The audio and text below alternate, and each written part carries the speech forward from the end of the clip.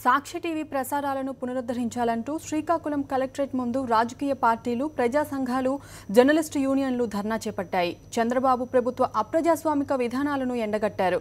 ధర్నా అనంతరం ర్యాలీ నిర్వహించారు. సాక్షి టీవీ ప్రసారాలను నిలుపుదల చేసిన ఎంఎస్ఓలపై చర్యలు తీసుకోవాలని జాయింట్ కలెక్టర్ వివేక్ యాదవ్కు వినతి పత్రం అందజేశారు. మరింత సమాచారం మా కరెస్పాండెంట్ యుగంధర్ అందిస్తారు. రాష్ట్ర వ్యాప్తంగా సాక్షి ప్రసారాలు నిలిపివేయడంపై అన్ని రాజకీయ పక్షాలు, ప్రజా సంఘాలు బగ్గుమంటున్నాయి.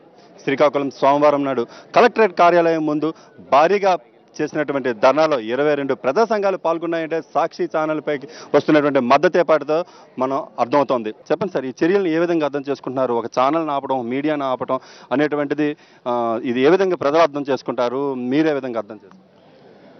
ఇది అప్రజాస్వామిక చర్య.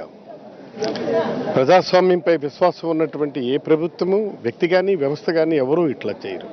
ప్రజాస్వామ్యాన్ని పరిరక్షించే దాంట్లో ఈరోజు శాసనసభ, న్యాయ వ్యవస్థ, కార్యనిర్వాహక వర్గం, ప్రెస్, ఇవాళ 4 స్తంభాలు కలిగినటువంటి ప్రజాస్వామ్యాన్ని పరిరక్షించాల్సిన బాధ్యత ఉంది.